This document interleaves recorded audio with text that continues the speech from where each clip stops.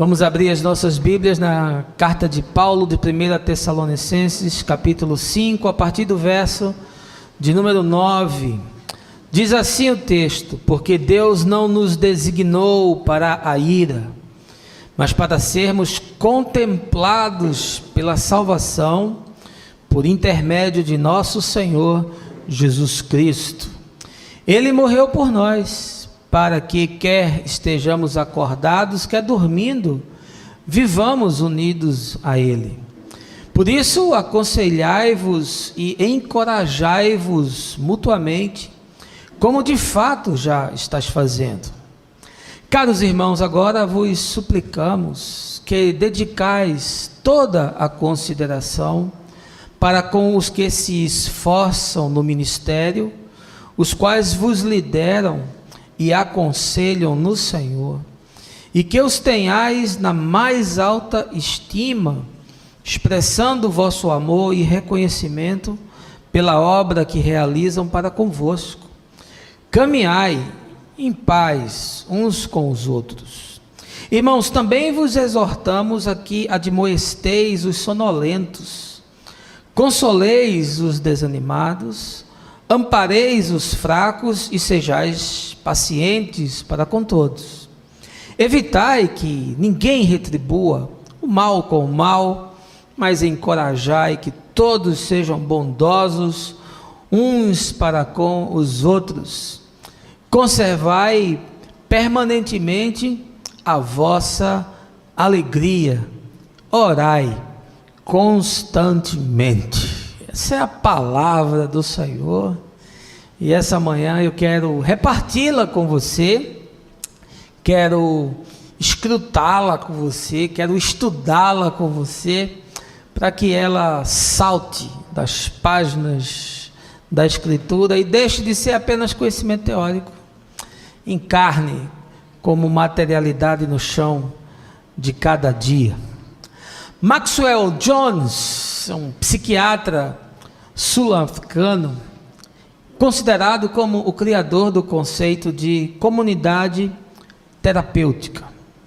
Ele acabou desenvolvendo um modelo inovador de tratamento psiquiátrico que pôs fim às práticas rígidas de controle e o uso daqueles eletrochoques, substituindo-os por psicodramas, discussões sociais, filmes educacionais e opiniões sobre a vida em comunidade. Pois bem, Jones acreditava que era o uso desses mecanismos capaz de fomentar um processo contínuo que ele chamava de reinserção e reeducação sociais, e isso se mostrou com grande eficácia no tratamento de doentes mentais e também de doenças químicas, nos casos de alcoolismo e abuso de drogas. Para esse psiquiatra, o sucesso desses grupos terapêuticos devia-se essencialmente às seguintes questões: desenvolvimento de um clima de convivência espontâneo, no qual predominavam o respeito, a aceitação e a compreensão mútuos. Deixa eu lhe confessar uma coisa essa manhã. Eu tenho sonhado muito e estou trabalhando duro para transformar a nossa estação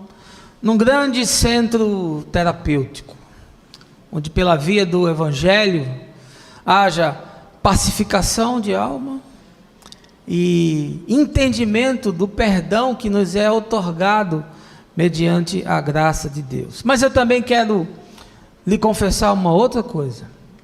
A igreja desse tempo é uma das organizações que mais adoece pessoas. Muitas dessas denominações que estão aí nada mais são do que manicômios eclesiais, lugares onde a doença da religião se alastra como se fosse uma metástase na alma. Eu chamo de centros de manipulação e castração de mente, prisões que são movidas a controle e cerceamento. A igreja, eu penso, deveria ser como um pomar, apta para plantar gente no chão da vida e desenvolvê-las e ajudá-las a expressar as suas potencialidades para o bem. Mas muitas delas se tornaram cemitérios, lugares onde sonhos são enterrados, junto com toda a possibilidade de cura e de libertação. Esse processo de adoecimento institucional não é recente. Isso começou há pelo menos 36 anos e eu tenho acompanhado essa história. O que temos hoje como resultado fenomenológico é algo que foi se encadeando em camadas sistemáticas de uma composição formada por proposições teológicas associado às práticas seculares empresariais. Pois bem, o primeiro passo que compõe o que eu denomino de anatomia da tragédia foi dado no início da década de 1980, quando eu estava ali me convertendo, pela adoção da conhecida teologia da prosperidade, que foi inicialmente conceituada pelo pastor batista norte-americano Essex Williams, e depois foi amplamente difundida pelos teleevangelistas de alcance global, como Kenneth Hagin, como Benny Hinn e como Morris Cerullo.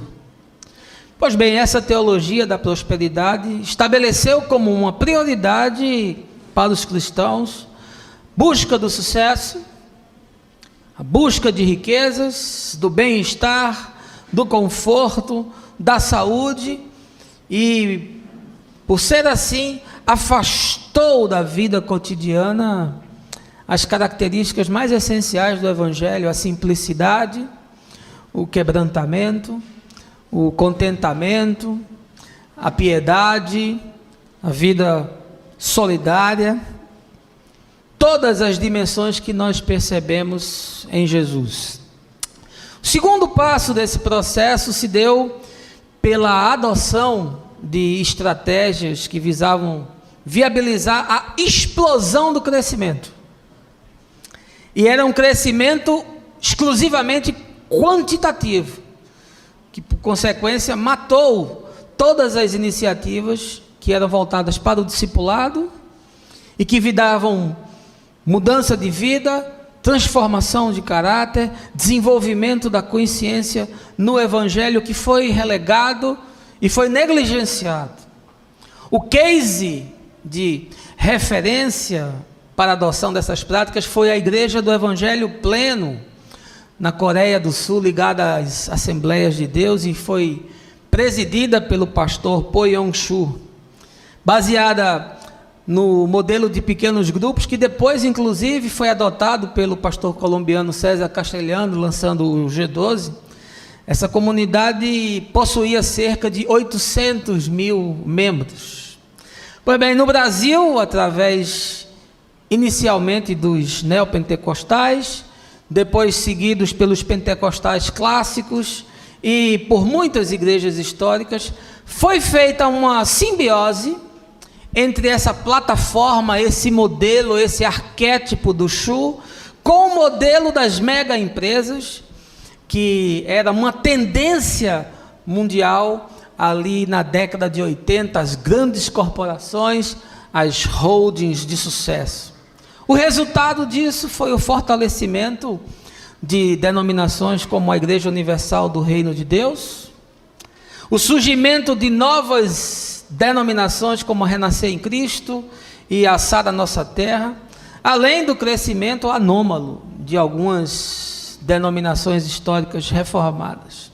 Na planta de todas essas instituições estava presente a mesma matriz conceitual, que se compunha de cultos diversos, com objetivos inclusive diversos, agenda semanal com multiplicidade de ofertas de atividades religiosas, a construção de megatemplos, com a oferta cada vez maior de infraestrutura para acomodar as demandas dos fiéis, grupos denominados de arte cristã, focados na música profissional, com lançamento de gravadoras, de DVDs, investimento também em teatro e em dança, além da realização do que nós chamamos de movimentos de evangelização de massa.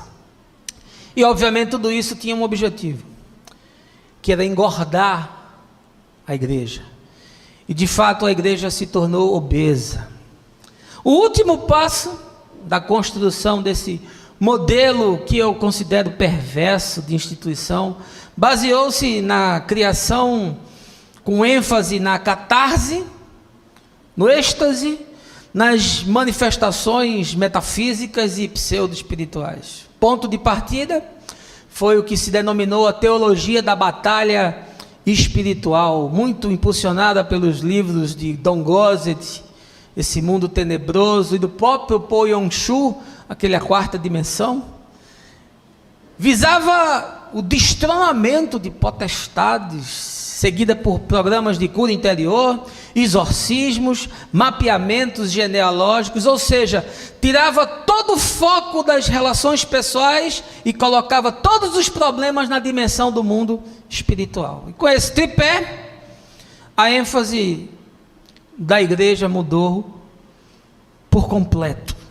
Ao invés dela ir ao mundo para ser um instrumento de mudanças, o mundo veio para dentro da igreja, para os seus megatemplos, onde uma engrenagem robusta fez funcionar uma agenda religiosa capaz de manter entretidas milhões de pessoas. As igrejas ficaram cheias, mas de gente cada vez mais vazia.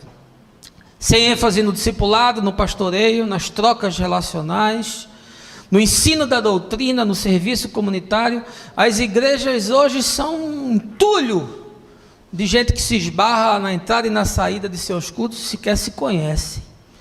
Gente que não compreende o mínimo da fé, que não entende, não é capaz de discernir as doutrinas mais elementares, não são capazes de discernir a pregação de heresias, seguem uma agenda frenética, que produz absolutamente nada na vida, não muda a consciência, porque não mudando a consciência também não pode se desdobrar para a existência. E assim vão vivendo nesses viveiros humanos, onde os encontros são fortuitos, as relações são epidérmicas, as pessoas agonizam nos seus dramas, atrofiam-se nas suas almas, empurram ano após ano os mesmos problemas, são incapazes de experimentar libertação e pacificação que são produzidos pelo Espírito no viver dos que compreendem o Evangelho. Essa manhã eu quero tocar nesse tema, e é um tema nevrálgico,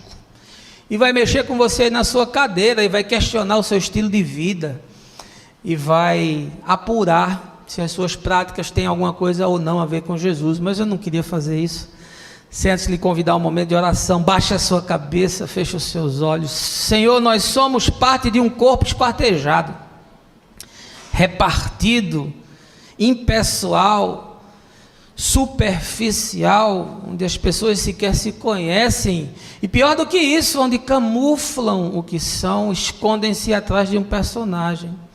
Sim, eu tenho convicção de que por vezes as igrejas se tornam manicômios, lugar que é apto à proliferação de doença, lugar onde há uma metástase de comportamentos totalmente divergentes das propostas do Evangelho, um mundo cada vez mais digital, virtual, empurra as pessoas a um viver solitário, e elas se escondem nos seus quartos e choram agonizantes no travesseiro durante a noite, porque fazem parte de uma instituição que é um organograma, é uma organização, mas jamais um organismo. Essa manhã eu te peço que pelo ensino da tua palavra, mentes e corações sejam abertos para um viver conforme o teu propósito, é o que eu te peço, no nome de Jesus, amém.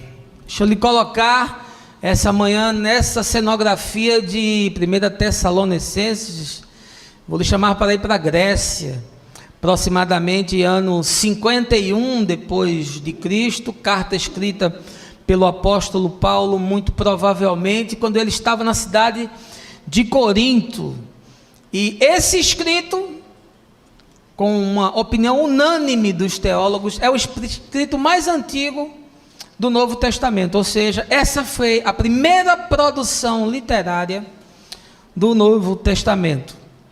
Cidade de Tessalônica, na Europa, recebe então a segunda igreja do continente. A primeira a gente recentemente pregou aqui na cidade de Filipos, ali no encontro de Paulo com Lídia.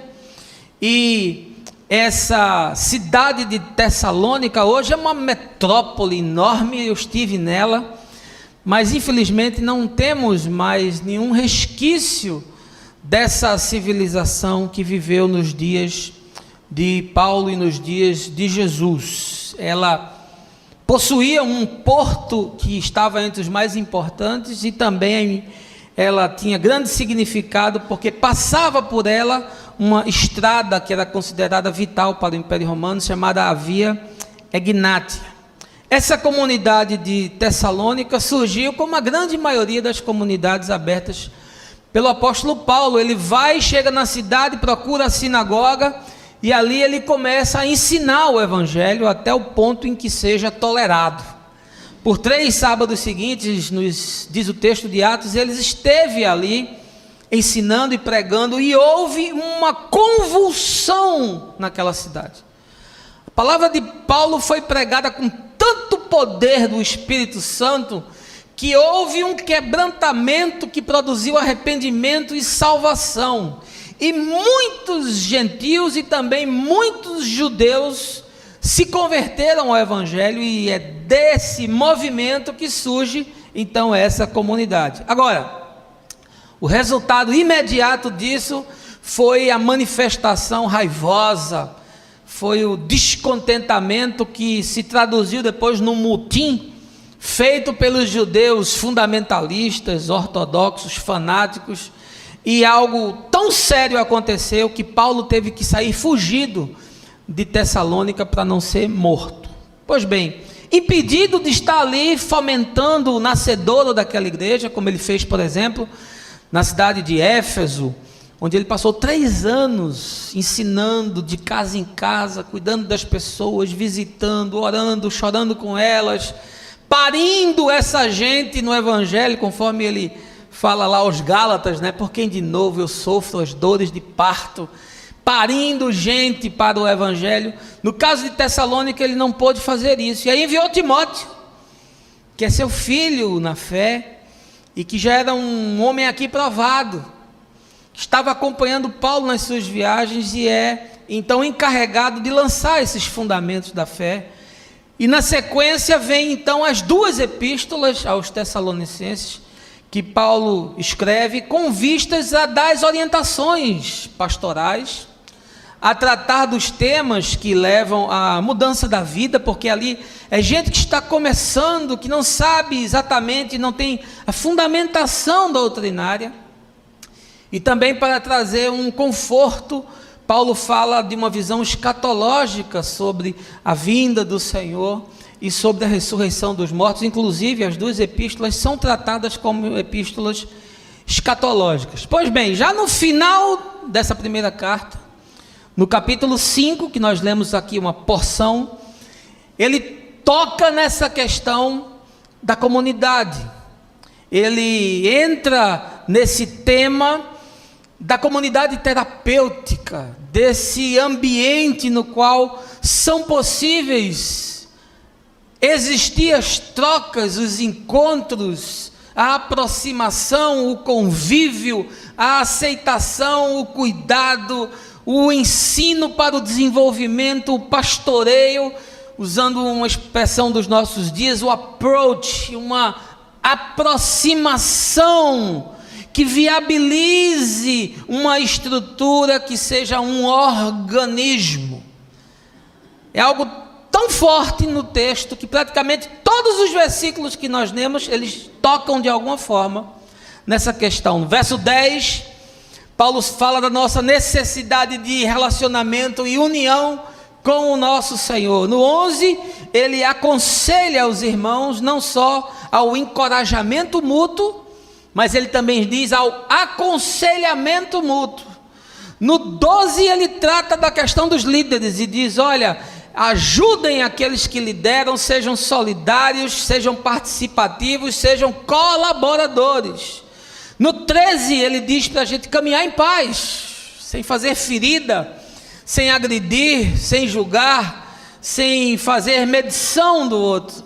No 14, exorta a consolar, a amparar e a ser paciente com as pessoas. No 15, ele diz que nós devemos ser bondosos com todos, ou seja, Paulo está aqui dando as diretrizes, ele está lançando uma planta, mostrando quais são os alicerces para a construção de uma comunidade terapêutica. Olha, eu sou pastor e lido com gente todo dia,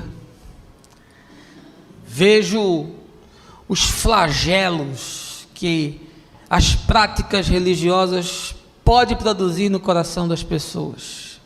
E esse fenômeno que eu descrevi para vocês no começo, teologia da prosperidade, construção de mega igrejas com vistas a crescimento quantitativo e o uso de práticas e ensinos teológicos voltados para o mundo espiritual, promoveu o que eu chamo de impessoalização eclesiástica. Eu dei para você aqui um histórico muito breve de como o fenômeno se construiu.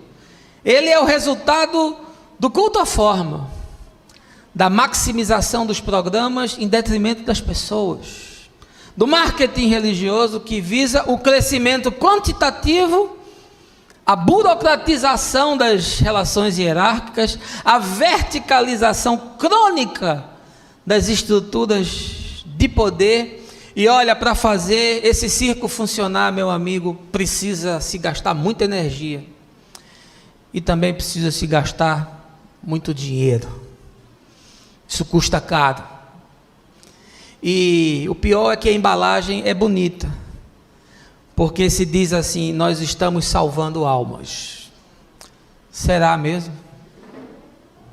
Será que essas pessoas que engordam os templos do nosso país hoje estão realmente salvas? Será que elas entenderam a mensagem com todas as suas implicações? Elas foram ensinadas, capacitadas, receberam a consciência do Evangelho e tiveram um impacto tal de ação do Espírito na vida que mudou a existência e gerou no coração a paixão de se tornar servo da humanidade, de se tornar agente de transformação, um portador da luz e da graça do Senhor? Será? Eu tenho visto que, na verdade, o que essas estruturas produzem é um empurrão para a periferia das prioridades, os dramas pessoais dos indivíduos, as suas dores, os seus medos, os seus desvios, e aí se voltou apenas a focar na satisfação pessoal. A esmagadora maioria das mensagens nas igrejas hoje é autoajuda, é para promover uma fortificação da sua estrutura emocional e para agradar os ouvintes e para produzir na plateia um bem-estar hedonista, algo que lhe massageie o ego, porque a semana já é tão difícil e você ainda vai ficar ouvindo mensagem dura no domingo. Acredite no que eu estou lhe dizendo: quanto maior a igreja, pior será o povo. Quanto mais programas, menos ensino. Quanto mais cultos, menos devoção. Quanto mais entretenimento, menos adoração. E como eu disse, manter isso custa caro. E isso produz o quê, pastor? Produz gente impessoal, produz enfermos de alma, traumatizados, gente que carrega toda sorte de desencontro no coração, mas que jamais foi confrontado. E que pior, não sabe quais são as alternativas para sair desse atoleiro de vida. E aí o sujeito faz do culto de domingo a sua tábua de salvação. E imagina que a frequência de encontros e de programas e de atividades vai produzir por si só uma mudança. São cegos completamente perdidos, são ovelhas que são abandonadas pelos seus pastores. Aliás, em mega estruturas você não consegue nem ser atendido. Ninguém sabe nem quem você é. Você é apenas mais um que se senta naquele turbilhão que entra e sai de um culto que emenda com o outro. Como é que eu sei disso? Eu estava lá fazendo isso acontecer. Eu estava lá viabilizando isso. Eu ajudei a construir isso. Eu sei exatamente, nos mínimos detalhes, como é que isso funciona. E eu quero lhe dizer que todo o esforço que eu empreguei para construir isso, eu vou empregar para ajudar a destruir isso, trazendo consciência e ensino, e pedindo a Deus que haja arrependimento no coração daqueles que se tornaram empresários da fé, que transformaram Jesus num produto, e a religião num grande negócio. Eu peço ao Senhor, que assim como Ele teve misericórdia comigo e me fez enxergar e entender, Ele faça isso com os outros. Olha, meu amigo, eu sei o que é que a igreja pode produzir, e eu sei o quanto de doença é fomentada em lugares que possuem essa dinâmica que eu falei. Eu sei o quanto as pessoas amargam existir com monstros que crescem dentro de si mesmas e fantasmas que não param de atormentar, porque a visita ao passado é algo que se faz sempre correndo-se o risco de não se voltar dele impunemente, e a pessoa nunca é liberta, e a pessoa nunca é restaurada, e a pessoa nunca experimenta aquilo que lê nas páginas das Escrituras, e é viciada a se manter numa roda viva, numa roda de moinho, semana após semana, mês após mês, ano após ano, e as modificações nunca se processam. Pessoas com 10, 15, 20 anos dentro de instituições, ainda convivendo com os mesmos problemas que carregaram desde o primeiro dia. Eu quero refletir com você a proposição de Paulo para a igreja bebê de Tessalônica, uma comunidade que nasce debaixo de muita perseguição, uma comunidade como todas as comunidades do primeiro século, que é minoria em grandes cidades ou em cidades menores, e que é vista sempre com muita desconfiança, com muitas reservas, porque essas pessoas tinham uma forma de viver e de se relacionar completamente diferente de tudo o que até então se havia visto. Por isso, o capítulo 13, se não me engano, de Atos dos Apóstolos, fala da comunidade de Antioquia, esse lugar onde as pessoas se relacionavam tão intensamente, se amavam e se cuidavam tanto, que despertou a atenção daquela sociedade pagã, impessoal, daquela gente preocupada única e exclusivamente com a sobrevivência, e é tão parecido com os nossos dias, a ponto de eles dizerem: vejam, puxa vida, como eles se amam. Os relatos dos primeiros capítulos de Atos nos revelam comunidades nascendo debaixo dessa perspectiva, do amor, do acolhimento, do cuidado pessoal, do zelo, da reverência que se há de ter com a alma do outro, que é um terreno sagrado, do confronto, sim, para o desenvolvimento da fé, da aceitação do diferente. Mas nós temos uma boa notícia: isso pode ser feito novamente, e nós estamos no caminho de fazer. Se você quiser voltar ao texto, eu quero lhe mostrar 6 dicas do apóstolo Paulo sobre como nós podemos construir e fazer da nossa estação uma comunidade terapêutica, um lugar de cura, pacificação, libertação, que promove saúde espiritual. Primeira coisa que o apóstolo nos ensina, é que esse ambiente precisa ser um ambiente de aceitação da condição socioexistencial das pessoas. Veja aí o verso de número 9. Porque Deus não nos designou para a ira, mas para sermos contemplados pela salvação por intermédio de nosso Senhor Jesus Cristo. Deixa eu lhe dar uma boa notícia: você foi contemplado com a salvação. Você é objeto do amor de Deus. Deus amou o mundo de uma forma tão intensa que decidiu dar ao mundo a chance de se encontrar com a sua graça, e fez isso por intermédio de Jesus. Só em Jesus é possível o homem ser homem. Só em Jesus a existência é viável. Só em Jesus você se torna completo na perspectiva daquilo do que Deus propôs. Fora de Deus não há existência. Fora de Deus não há possibilidade. Fora de Deus o existir é absurdo, é impossível, é inviável. E essa é a grande notícia da qual nós somos portadores para um mundo desesperançoso, aflito, angustiado, ansioso. Essa é a grande notícia. Mas sabe o que acontece? Nós recebemos isso com toda alegria, e aí nós nos tornamos por vezes soldados de uma causa, nós nos tornamos membros de uma organização, e a partir de adquirirmos esse status quo, passamos agora a fazer uma análise daqueles que estão entrando, passamos a ser seletivos, começamos a imaginar que as pessoas precisam seguir o nosso padrão comportamental. A igreja por vezes se torna uma indústria, serializando a forma das pessoas de ser. Vocês têm me ouvido falar de igreja Playmobil, aquela em que as pessoas são todas iguais, elas usam roupinhas diferentes, mas o bonequinho é igual.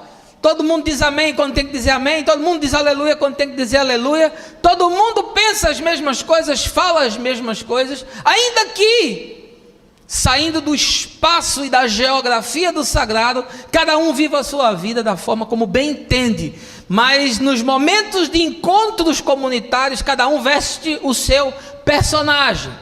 Eu já pedi para fazerem um banner, estou só aguardando o dia que vão fazer, que bote bem grande ali na entrada: aqui nós recebemos pessoas de todos os tipos. Por favor, deixe a sua hipocrisia na entrada e pegue-a, se desejar, na saída. Deixa eu lhe dizer uma coisa, meu irmão: ninguém veio a Jesus que ele tenha devolvido de volta, fosse qual fosse a condição do indivíduo.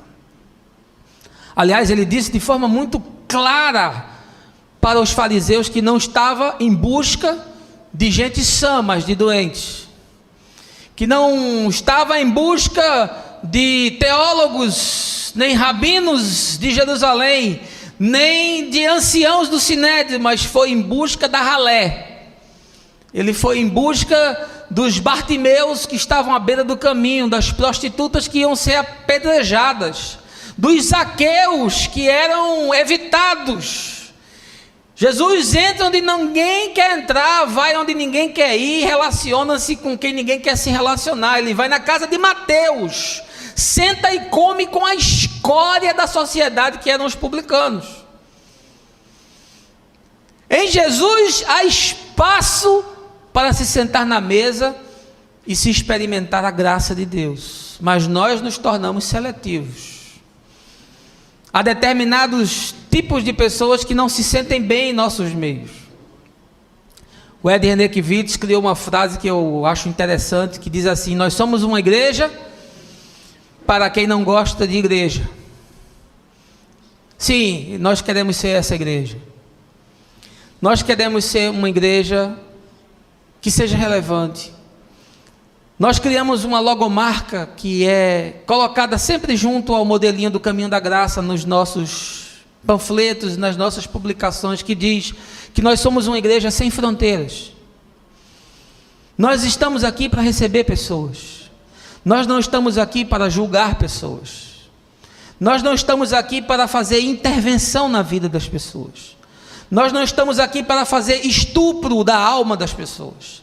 Nós não estamos aqui para determinar o modelo como as pessoas devem viver. Nós ensinamos o Evangelho. Nós mostramos o bem viver conforme os Evangelhos. Nós ensinamos aquilo que Jesus ensinou, mas entendemos que cada pessoa se apropria dessas verdades conforme a sua própria consciência e fé. Porque o próprio Paulo ensina que a fé que eu tenho devo tê-la para mim. E diz mais que é bem-aventurado aquele que não se condena naquilo que aprova. Portanto, a primeira coisa que eu quero lhe dizer, que é um ingrediente essencial para nós termos comunidades terapêuticas, é o fato de nós deixarmos as pessoas serem contempladas pela salvação. Por favor, meu irmão, não seja uma pedra no caminho daquele que deseja ser salvo. Por favor, não use os seus olhos como um instrumento de juízo sobre a vida dos outros, porque você já atingiu um patamar de espiritualidade que lhe dá a prerrogativa de dizer o que é certo, o que é errado, o que é bom, o que é ruim, o que entra e o que não entra. Por favor, deixe a sua hipocrisia do lado de fora. Nós aqui temos segundas chances. Nós somos um espaço terapêutico. Deixa as pessoas virem e deixa Deus cuidar e tratar com elas. Você, nem eu, somos o Espírito Santo. É o Espírito Santo quem faz essa obra no coração das pessoas. Não temos restrições, recebemos qualquer pessoa, inclusive estamos recebendo evangélicos agora. Abrimos essa exceção. Recebemos qualquer pessoa, tatuados, hippies, grunges. Recebemos qualquer pessoa, ateus e agnósticos. Recebemos espiritualistas, místicos, mágicos, bruxos, transexuais, garotas de programa, viciados de todos os tipos. E você acha que você é melhor do que uma dessas pessoas? Você acha que em você caiu mais sangue da cruz do que caiu nos outros? Você acha que Deus trata você como uma pessoa diferenciada porque você se ajusta ao manequim do modelo tido como o padrão da religião vigente? Ah, por favor, meu irmão, por favor, deixe as pessoas serem contempladas pela salvação, deixe elas se sentirem perdoadas, deixe elas se sentirem acolhidas, deixe elas se sentirem aceitas. Jesus disse que nele as pessoas podem entrar e sair. Uma estação revela muito disso, por isso que eu gosto tanto da nossa forma de ser. E gosto tanto daquela música que diz: mande notícias do mundo de lá, diz quem fica. E fala da plataforma da estação, que tem gente que chega para ficar, tem gente que parte e depois volta, tem gente que vai e não volta mais, tem gente que fica por um tempo e depois entende que o tempo passou e que precisa ir para outro canto, e é assim, tem que ser desse jeito. As pessoas têm que ter liberdade de viver. Nós não somos donos da consciência dos outros. Não podemos ser intervencionistas na mente das pessoas. Não somos manipuladores perversos que usam o conhecimento das Escrituras para esmagar corações. Por favor, deixe as pessoas serem contempladas com a salvação. Aceite todo mundo como ele vem e deixe que Deus faça a grande obra de transformação. Deus está tratando conosco, meu irmão, e o próprio Paulo nos ensina, acho que na sua epístola, se não me engano, aos Filipenses, que aquele que começou a boa obra vai concluí-la. Deixe o Senhor trabalhar, não atrapalhe aquilo que Deus está realizando. Sejamos um espaço de acolhimento. Deixe as pessoas virem, deixe as pessoas entrarem, deixe assistirem.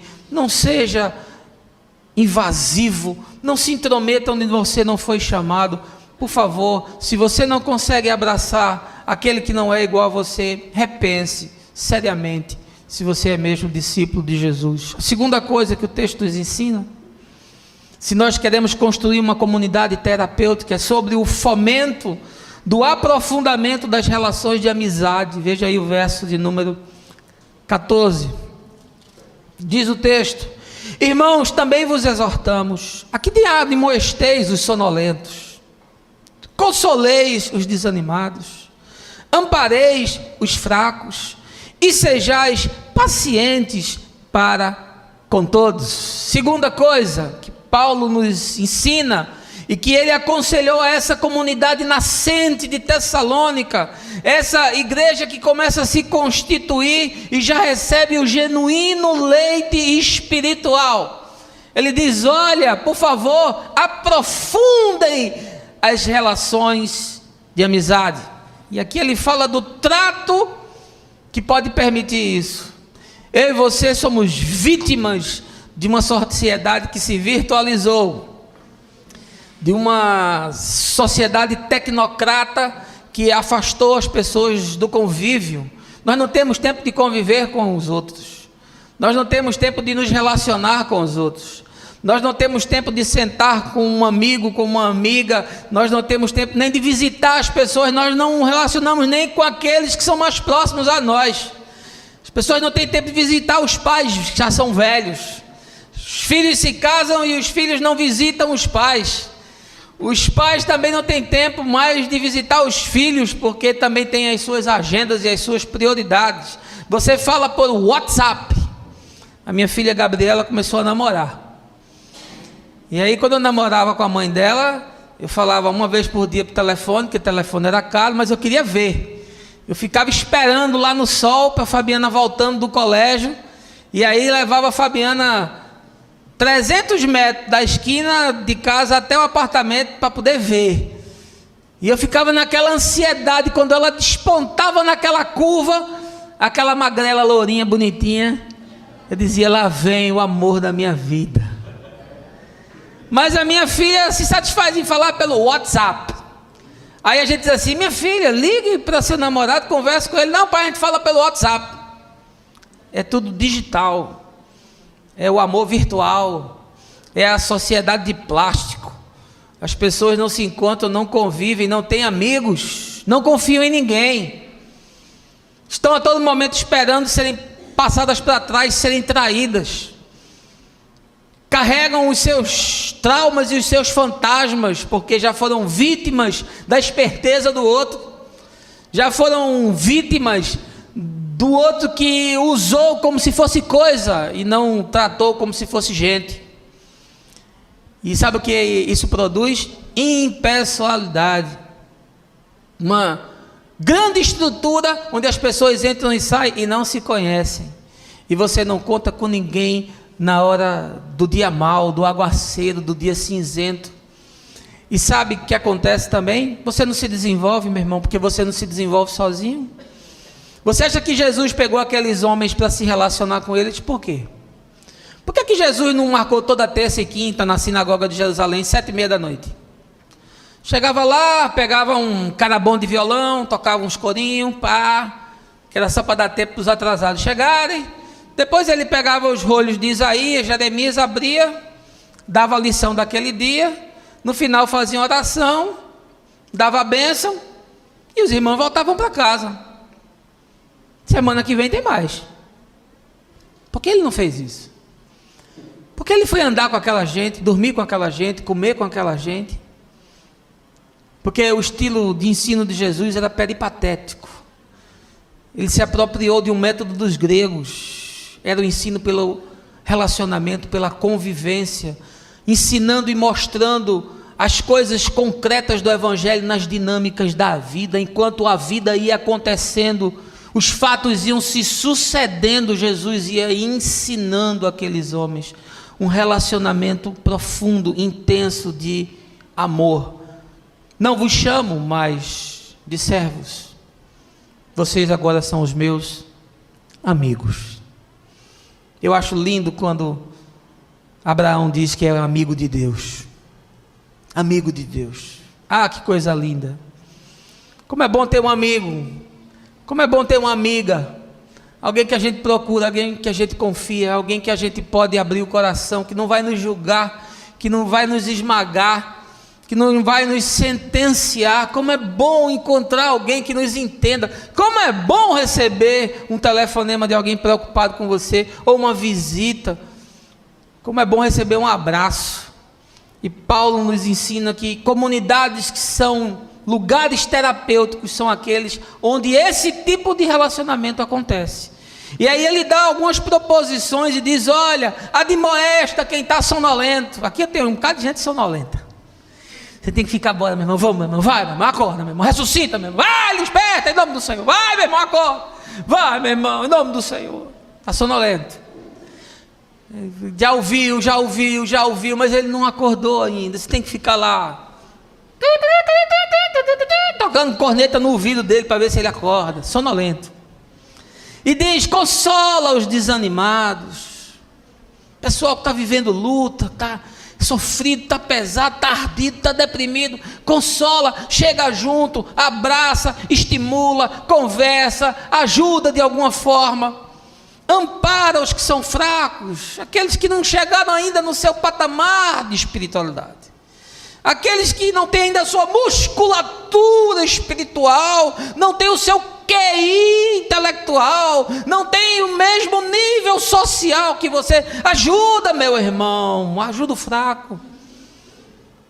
Você que já recebeu tanto, meu irmão, você que já foi tão abençoado, você que chegou aqui e não entendia nada e agora é mestre em Israel. Ajuda, meu irmão, te envolve, participa, te torna uma peça importante no processo, te doa, reparte um pouco de você, faz aquilo que você também recebeu, para os fracos, seja paciente com todos, diz Paulo, tenha paciência, abra sua casa, faça de lá um espaço de fomento, de gente do bem, de gente do reino, discipule pessoas, desenvolva amizades profundas, crie um grupo de 3, 4, 5 companheiros, gente que no momento de dificuldade você possa dizer: poxa, eu preciso de você, meu irmão, me acode, me ajuda, me visita, me entende, me ouve. Às vezes a pessoa fala comigo 1 hora, aí quando acaba de falar, eu digo: meu irmão, é isso aí, eu compreendo. Vamos orar aqui, vamos pedir ao Pai ajuda. E a pessoa, às vezes, sai desse tipo de encontro dizendo: pastor, foi tão bom, o Senhor me ajudou tanto, não fiz nada, só fiz ouvir, não fiz absolutamente nada. A pessoa só precisava falar. É por isso que o apóstolo Tiago diz: confessai os vossos pecados uns aos outros para serem curados. Confessa, reparte. Confissão para ser perdoado você faz ao Senhor, mas confissão para ser curado você faz para o outro. Sabe por quê? Porque é o divã, a terapêutica que Deus criou, de você repartir a alma, de abrir com o outro. A psicanálise se apropriou disso e tem produzido tanto bem para as pessoas. Abre o teu coração para caber mais gente, deixa de ser econômico com amor, por favor. Se achegue. Olha, nós temos tanta gente aqui. Crie vínculos, desenvolva intimidade, relacionamento mais profundo, permita que haja um aprofundamento do encontro humano. Não seja essa pessoa sempre de epiderme, essa pessoa sempre de superficialidade, essa pessoa que nunca se envolve, nunca participa, e você sempre tem um álibi.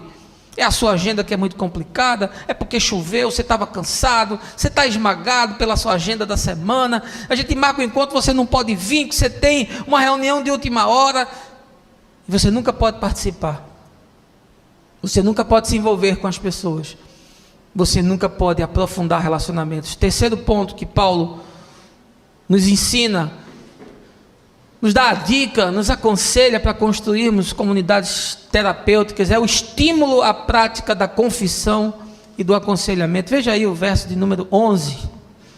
Por isso, aconselhai-vos e encorajai-vos mutuamente, como de fato já estáis fazendo. Sabe o que é isso? É você estimular o aconselhamento mútuo. Sabe o que é o aconselhamento mútuo? Você trocar experiência, meu irmão. Como nós somos fechados, como nós somos distantes, como nós somos arrogantes, achando que sabemos tudo da vida. Aí quando você vê, tomou a decisão mais louca do mundo.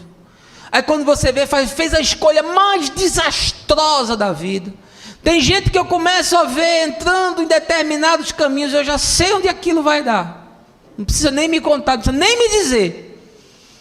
Eu estava conversando há pouco com um amigo querido nosso, que é o Josenildo, e estava especulando com ele. Josenildo, às vezes as pessoas me procuram e só precisa dizer a primeira frase, eu já sei de onde aquilo está vindo.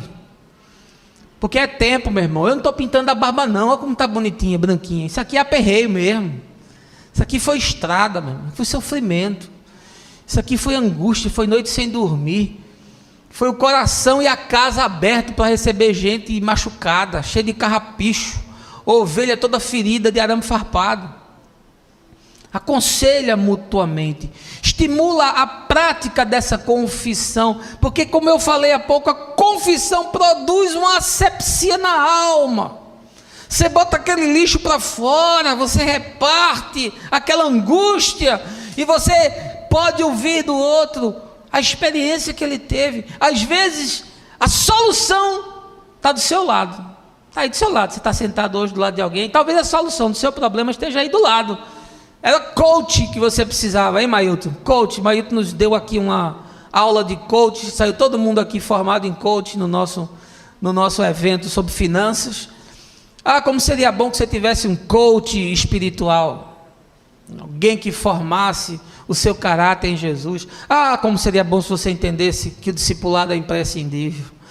Como seria bom que você entendesse que vir aqui no domingo ou em qualquer outro dia da semana não vai promover absolutamente mudança de profundidade na sua vida, jamais, porque é preciso o encontro, é preciso o aconselhamento, é preciso a troca, é preciso a exposição para que o outro possa ajudar. Imagina você ir no médico, vai no médico, clínico geral, marcou, sentou lá, esperou, o cara um renomado, um cara medalhão, aí você senta lá e o médico faz, o que você está sentindo? Eu? Nada. Não, qual é a sua queixa? Tem algum problema abdominal? Não, nada. Não. Cardíaco? Não, zero. Não. Nos ossos, nas juntas? Não, nenhum. Na cabeça? Não, zero. Você veio aqui para quê? Não, nem eu sei porque que eu vim aqui. E você perde a oportunidade de um diagnóstico, de tratar, porque a gente não quer se abrir, a gente não quer se expor, a gente não quer manter essa agenda que permite que o outro nos ajude. E olha, meu irmão, muitas vezes isso se dá pelo fato que o sujeito se percebe como o senhor do seu destino. Não deixa ninguém entrar, não deixa ninguém conversar, não deixa ninguém compartilhar. Deixa eu lhe dizer logo uma coisa, na partida, eu não sou um pastor invasivo. Eu jamais vou meter o dedo na sua vida. Se você não me procurar e se você não tiver intenção de abrir o coração e repartir, nem se preocupe, meu irmão. Você vai passar 100 anos aqui e eu não vou nem lhe procurar. Não pense que nós temos central de telemarketing para ficar ligando para você, para saber por que você não veio para o culto domingo. Você faltou, lindão. O que houve? Meu irmão, a gente não faz isso aqui não. Aqui a gente prepara a gente adulta para seguir ao Senhor. A gente não fica aqui paparicando ninguém. Ninguém aqui está atrás do seu dízimo. Não temos nenhum interesse na sua carteira. Você vem aqui, meu irmão, e nós temos interesse na sua vida, em que você seja desenvolvido na perspectiva do Evangelho, conforme Jesus, você se torne maduro, você chegue à estatura do varão perfeito. A nossa grande ambição é essa, não tem nenhuma outra. Mas você se fecha tanto, você se enclausura tanto, você se blinda tanto, você se impermeabiliza tanto, que o que acontece? Ninguém pode te aconselhar, não pode se viver o que Paulo está dizendo, encorajamento mútuo, aconselhamento mútuo. Por favor, se está doendo, grite, meu irmão, diga: está doendo, me ajuda aqui que eu estou sofrendo, me ajuda aqui que eu vou tomar uma decisão e eu não sei se é o melhor.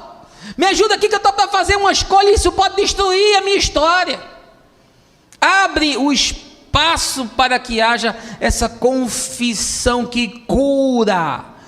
A confissão que é essa terapêutica do divã de Deus. Vai no divã de Deus, confessa para Deus, coloca para Deus, mas procura também o divã dos irmãos. Lá em casa tem um divã bem grande, você pode deitar lá, se esparramar lá e prepara o ouvido, porque há situações em que a pessoa precisa de conforto, é verdade, e há outras que precisam de confronto.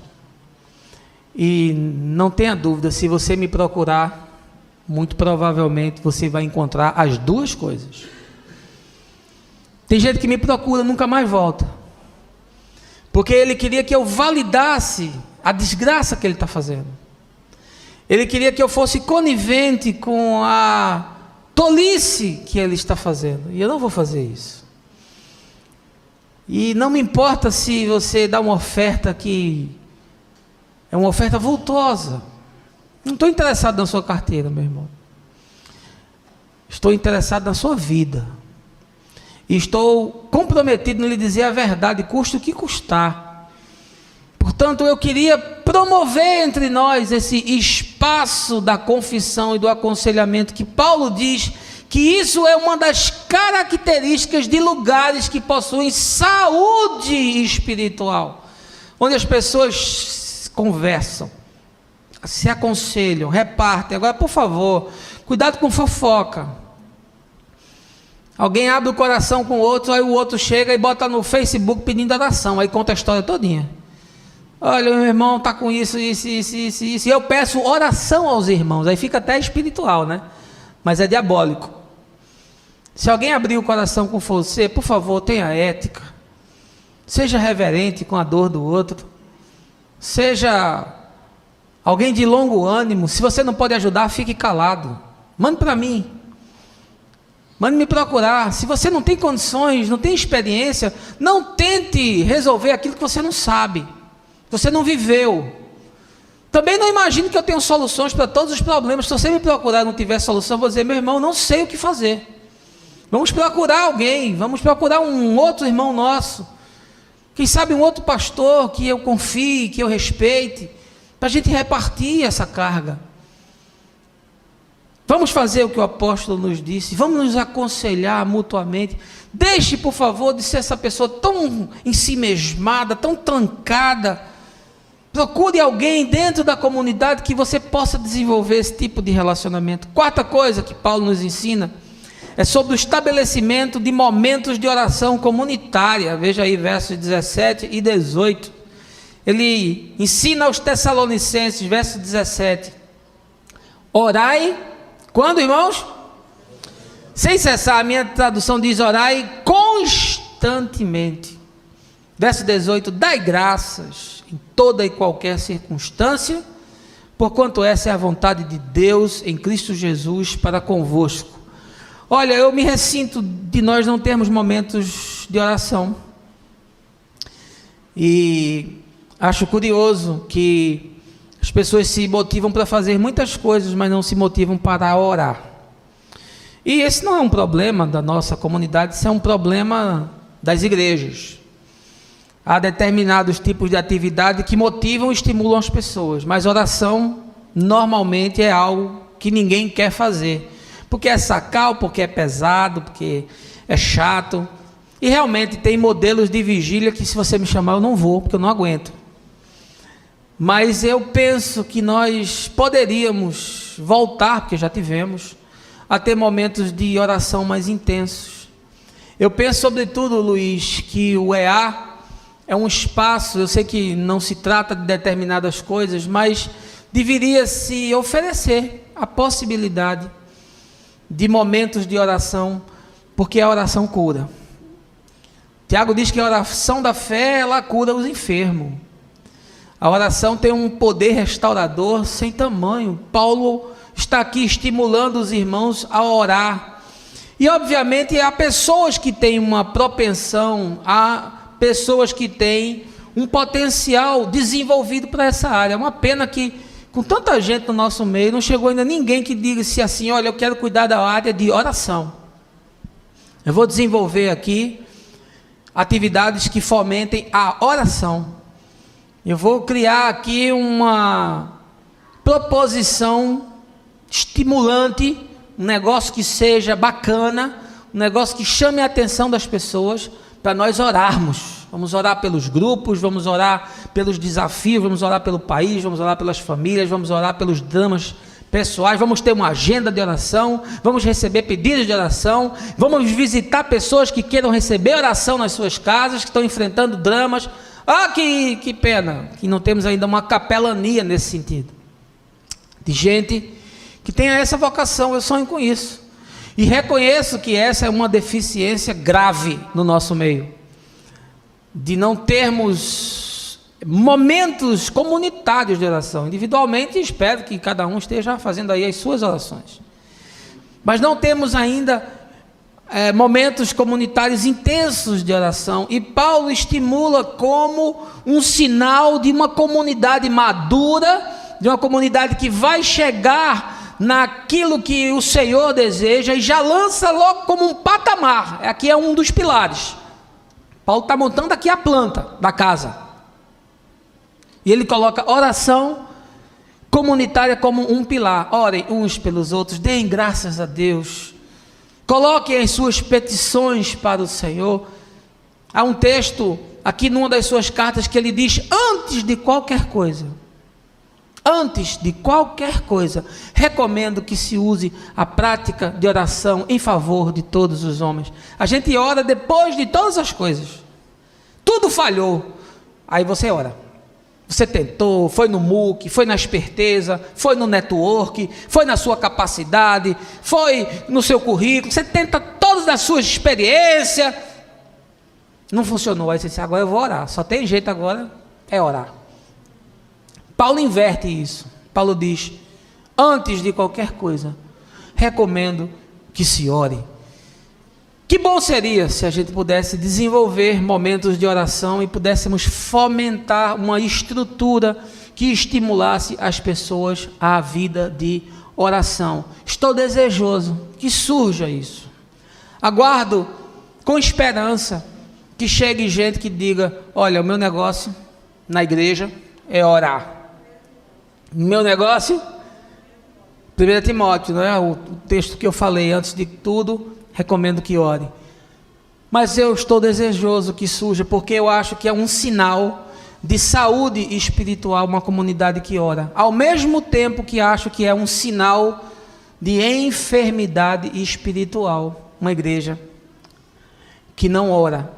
Ela revela um pouco do perfil das pessoas. Ela já nos permite fazer um diagnóstico do estilo de vida das pessoas. Quinto lugar, Paulo nos mostrando como nós podemos construir comunidades terapêuticas, está no verso 12 e 13, falando sobre lideranças estabelecidas como agentes de transformação. Veja aí o texto, verso 12: caros irmãos, agora vos suplicamos que dedicais toda a consideração para os com que se esforçam no ministério, os quais vos lideram e aconselham no Senhor, e que os tenhais na mais alta estima, expressando o vosso amor e reconhecimento pela obra que realizam para convosco. Caminhai em paz uns com os outros. É um sinal de saúde espiritual a igreja cuidar dos seus líderes. E essa é uma palavra difícil de se pregar nesses tempos, porque nós temos uma corrupção no clero muito grande. Nós temos hoje pastores que são lobos. Nós hoje temos na sociedade uma percepção do pior tipo possível sobre a figura do pastor. Quando eu falo que sou pastor para alguém, a pessoa já me vê como um devasso, já acha que eu quero traçar as irmãs, é logo assim. Já acha que eu sou bandido. Ah, você é pastor? Você está roubando, hein? Está roubando os irmãos, tá roubando a igreja. Pastor hoje é um nome que está associado a gente sem caráter, a gente que manipula, que engana, que seduz, que rouba. No passado, a figura do pastor carregava algum tipo de respeito. As pessoas tinham respeito pela figura de um sacerdote. Hoje não. Hoje essa imagem, com os escândalos de pedofilia da Igreja Católica e com os muitos e muitos escândalos também de pastores, e agora com internet, com YouTube, a turma bota o vídeo e lança para desgraçar a vida do outro. É pastor transando com a dirigente do coral, é pastor pegando a mulher do diácono e bota na internet para que todo mundo veja aquela desgraceira. Não consegue sequer fazer um tratamento local com os envolvidos, de tal forma que preserve a vida da pessoa para que ela tenha uma nova oportunidade. Não, sentencia o sujeito a não ter mais uma chance na vida, ou a sujeita, conforme o caso. E aí o que é que eu quero ressaltar? Que aquela figura do pastor, aquele pastor que cuidava da família, né? Batizou meu filho, casou a minha filha, me casou. O pastor enterrou papai, enterrou mamãe. O pastor está ali, aquela figura que está presente em momentos de alegria, mas também em momentos de profunda aflição.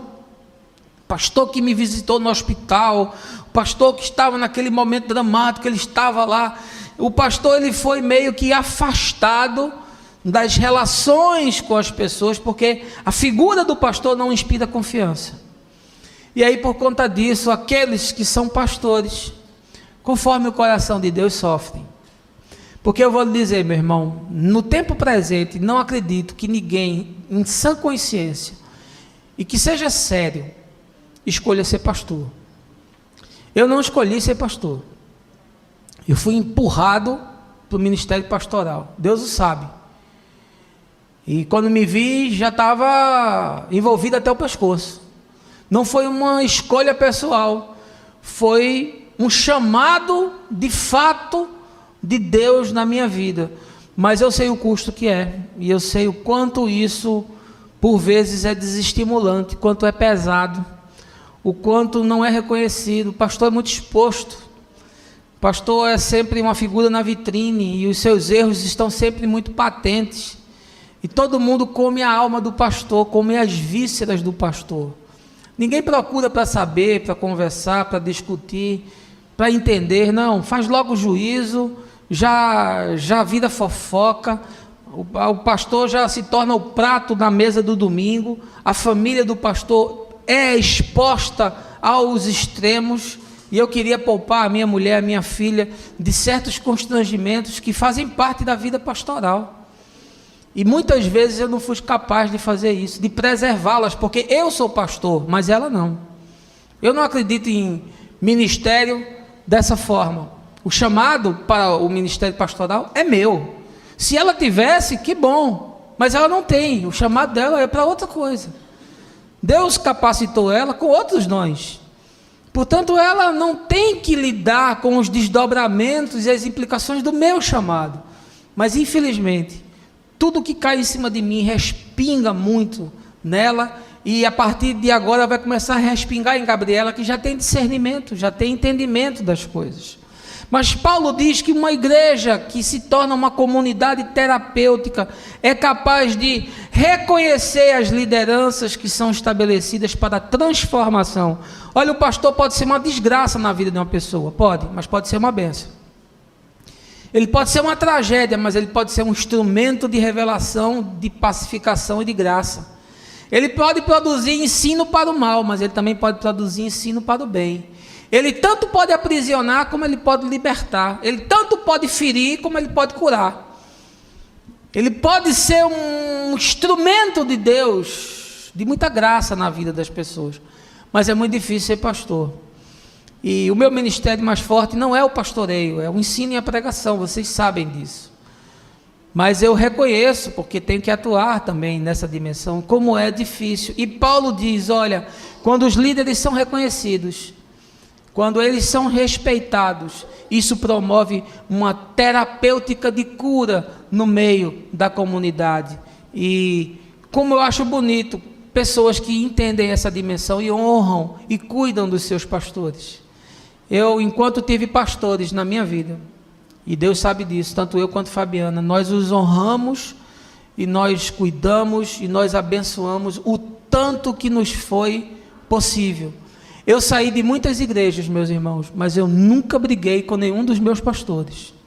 Nunca os desonrei, nunca os agredi, nunca os difamei. Saí por divergências do modelo, da doutrina, mas jamais por insubordinação. Nunca fui expulso de nenhuma comunidade, nunca fui disciplinado, nunca fui excluído.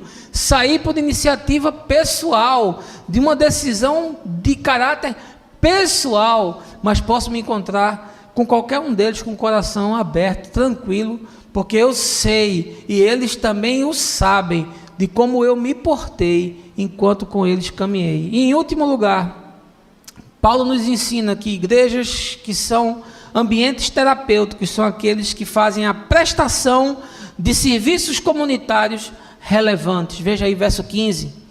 Evitai que ninguém retribua o mal com o mal, mas encorajai que todos sejam bondosos uns para com os outros.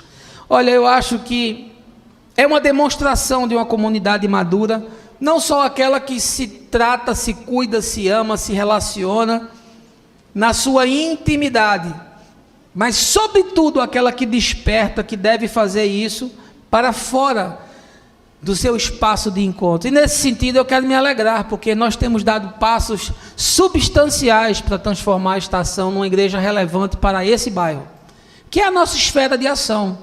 Nós temos feito vários programas de desenvolvimento comunitário, ensino de inglês para as crianças, agora aula de reforço, vamos começar uma escola de dança, vamos começar aí as aulas de jiu-jitsu. Márcio me diz toda semana que o cara vai, não vai, vem, não vem, a gente muda, procura outro, a gente vai achar assim, um que queira vir, que queira fazer. E temos aqui o espaço, as salas disponíveis para profissionais liberais que queiram vir atender uma vez por semana.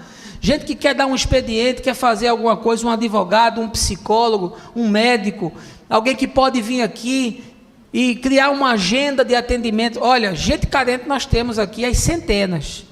Só aqui cuidando nós temos 30 crianças todo domingo. Domingo que vem nós vamos fazer aqui um encontro com as mães das crianças daqui dessas comunidades carentes, vamos fazer um almoço.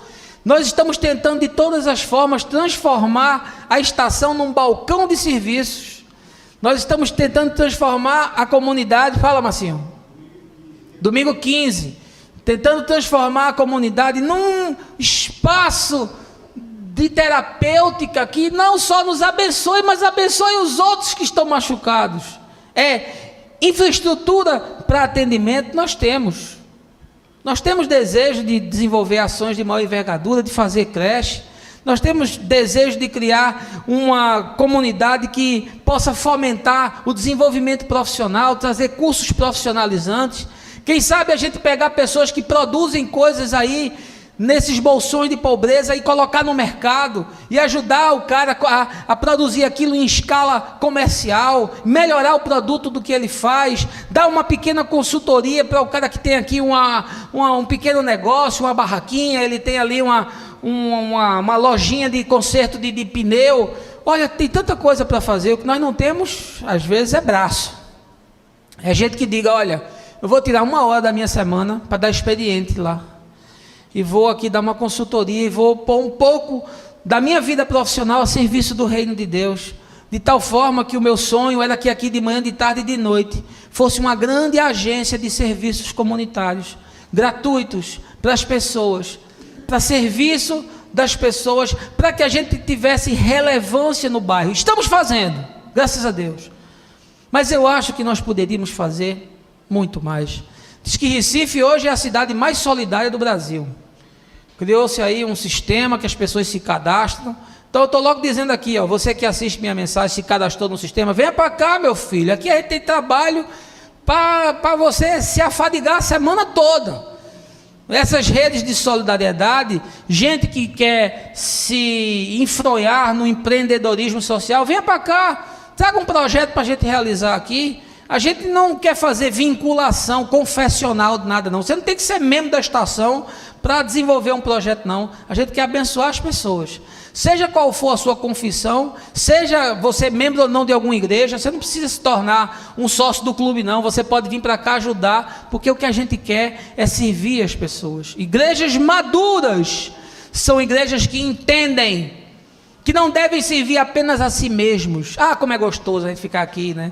A gente aqui abençoado, a gente aqui, a gente se encontra, a gente se abraça, a gente come junto, a gente louva, a gente é ensinado, e que bom, e aí a gente vai embora e a semana que vem a gente volta e faz tudo de novo.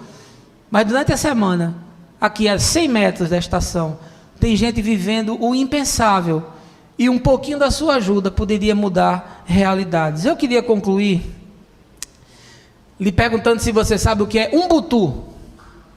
Sabe o que é Ubuntu? Ubuntu é uma filosofia de origem africana que expressa a consciência da relação entre o indivíduo e a comunidade. Trata-se de um conceito amplo sobre a essência do ser humano e a maneira como deve se comportar em sociedade. Sabe onde é que isso foi usado? Lá na África do Sul, no combate ao regime do apartheid. O presidente Nelson Mandela inspirou-se nessa filosofia para conduzir o que ele chamou de política de reconciliação nacional. Eu acho que ele devia usar o Ubuntu aqui no Brasil. E esse esforço feito por ele uniu as várias etnias em torno de um projeto que visava transformar o país num exemplo de superação de conflitos raciais. O arcebispo Desmond Tutu, da igreja anglicana, que é conhecido no mundo inteiro, desenvolveu o que ele chamou de teologia Ubuntu, e está expressa no livro No Futures Without Forgiveness, que em português quer dizer, sem perdão não há futuro.